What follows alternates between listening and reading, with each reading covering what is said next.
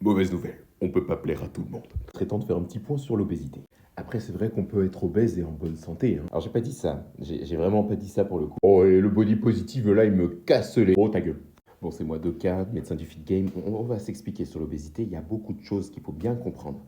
Effectivement, l'obésité, c'est une des premières épidémies non infectieuses qui rongent ce monde. Ça, c'est vrai. Alors moi, je me souviens quand j'avais appris mes cours, on avait un chiffre de l'OMS, 13% de la population mondiale qui est obèse. Probablement sous-estimé. Aujourd'hui, je pense que c'est plus. Donc oui, l'obésité est une maladie plurifactorielle, c'est-à-dire qu'il y a plusieurs causes, d'accord? Mais au même titre qu'une personne qui a une maladie auto-immune, un cancer ou autre chose, tu ne vas pas discriminer cette personne parce qu'elle est malade. Eh bien l'obésité, c'est pareil, d'accord? Bon, autant dire que l'obésité, c'est simplement une gestion d'apport et d'activité physique, ça va en déplaire plus d'un, je sais, les puristes ultra musclés vont me dire qu'ils sont pas d'accord.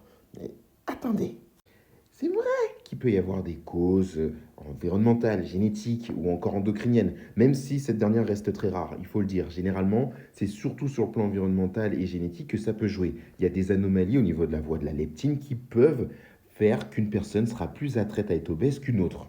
Et il est vrai qu'on constate quand même que lorsqu'on baigne dans un environnement obésogène, surtout quand on est enfant, si en plus on cumule des prédispositions génétiques, ça peut être problématique. Et j'entends par là, par exemple, le fait que une femme puisse fumer pendant la grossesse, ça c'est vecteur et ça favorise l'obésité chez un jeune.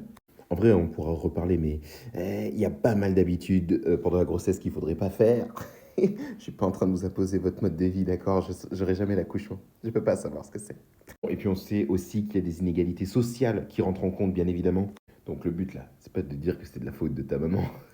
Non, j'ai pas dit ça, j'ai pas dit ça.